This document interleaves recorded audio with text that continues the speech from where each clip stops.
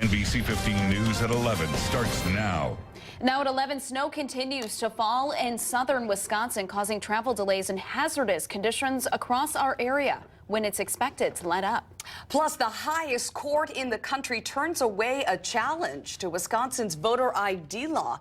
What that means for our upcoming elections in just a minute. And a sweet victory in Omaha, how the Badgers are preparing for North Carolina in the Sweet 16.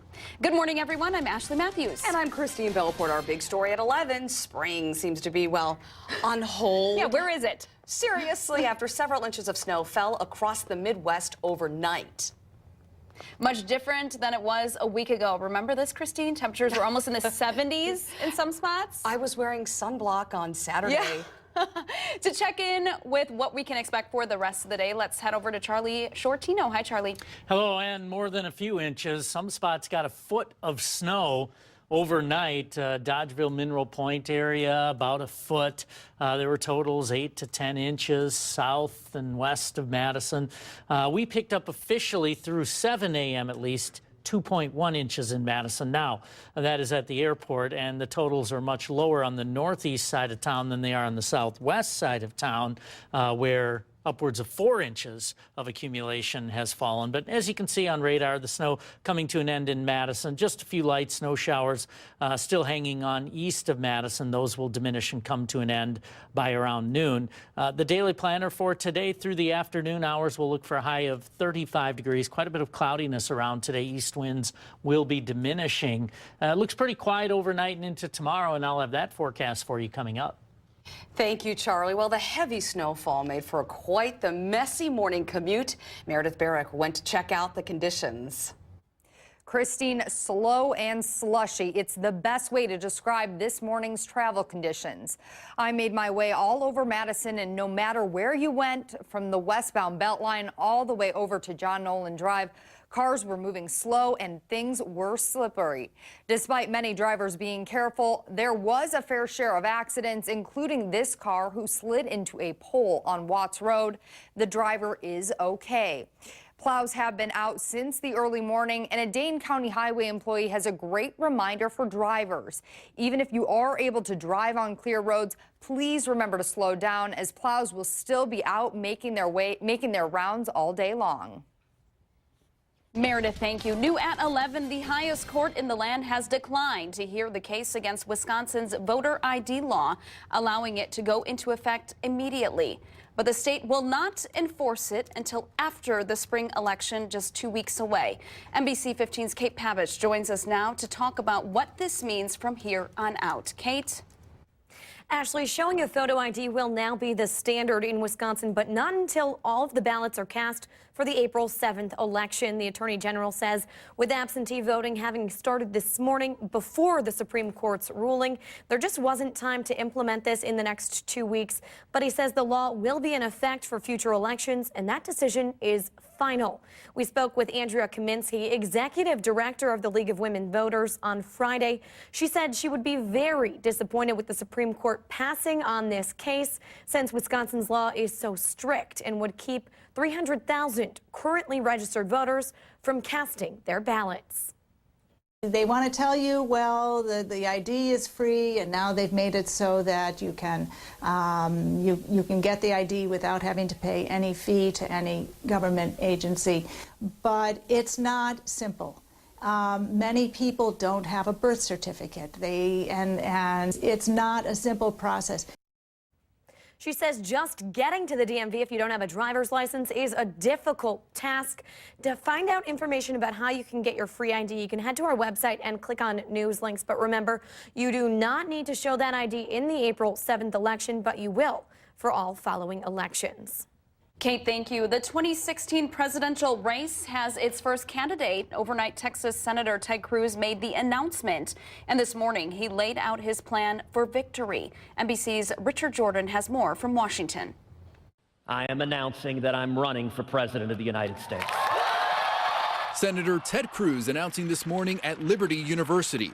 The Texas Republican and Tea Party favorite first announced his candidacy in a Twitter video. My story is like that of so many other American families. But his first public appearance as the first 2016 presidential candidate was far from his Houston home in Lynchburg, Virginia at an Episcopal Christian school. Jerry Falwell Jr. introduced Cruz in front of his home base, a crowd of young conservatives. The answer will not come from Washington.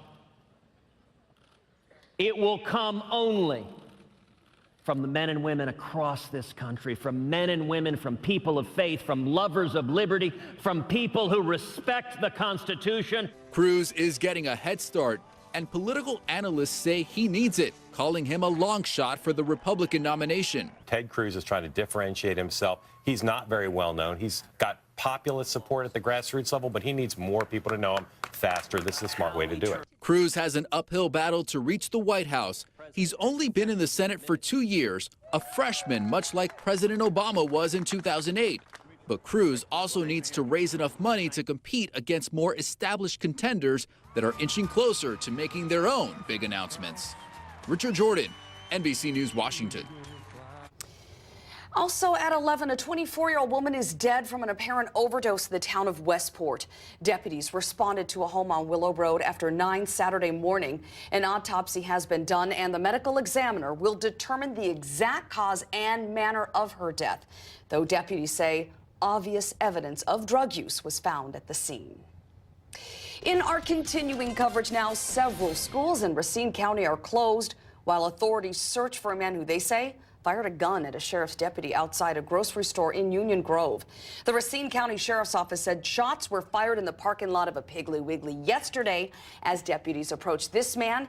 He's been identified as 20-year-old Stan Silas. Silas reportedly kidnapped a woman at gunpoint from a nearby rehab center. The woman is safe. Silas is considered armed and dangerous. Well, our Badgers are on their way to Los Angeles, where they will play North Carolina. They have made it to the Sweet 16 after an exciting game against Oregon. NBC 15's Rob Vogel has more from Omaha. When it comes to the NCAA tournament, the motto is survive and advance, something the Badgers know full well after winning a hard-fought game over Oregon in the NCAA's third round here in Omaha. The Badgers clearly didn't have their A game, but found great satisfaction in still being able to get the job done. By this point, I don't care if we play like crap and still win, as long as we win. And you know, we did some good things, we did some bad things, but we'll learn from it and we'll move on. We got a big 6-0 run there, like you said, and opened up the lead. Got a few stops and held it on from there. So it's a game of runs, and just got to be able to respond at the right times. We just try to, you know, keep forcing them to take tougher shots, and we knew Joe Young was going to make shots, but we just try to make them as tough as possible. With us, they didn't, you know, want to necessarily take quick shots and get up and down because they know that we're pretty solid on defense, and I think that they, you know, played to our type of Big Ten type of game, you know, the slugfest, and I think we were able to withstand that from having played in it all year. But we're a 1 seed for a reason. We have a good team this year. We have a good body of work. So, you know, we're going into games, you know, expecting to compete and play hard and, you know, come out on top. When you have that recipe for success with people in front of you, with the upperclassmen who instilled it in us, you just know what it takes and you know what to do. And these guys definitely have had the kind of season where they've earned every inch of this. So hopefully we can go out to LA and get something done. The Badgers' reward is they get to keep their dancing shoes for at least another week. They're off to the Sweet 16, where they'll play North Carolina in Los Angeles on Thursday night. In Omaha, Rob Vogel, NBC 15 Sports. I'm excited for the Sweet 16. Oh, yeah. I got to go last year and cover the Badgers in Anaheim for the Elite I Eight know and Sweet you 16. did. It was so fun. And just the excitement there, the fans. Oh, yeah. It was incredible. And you got to know the players and the players' family. Yeah. So that's also nice that you now, even watching it from here, have that kind of connection with them. And I got to tell you, the nicest guys are on that team. And they're all best friends. A lot of people don't know that. They all are roommates, and they're best friends, and they all get along.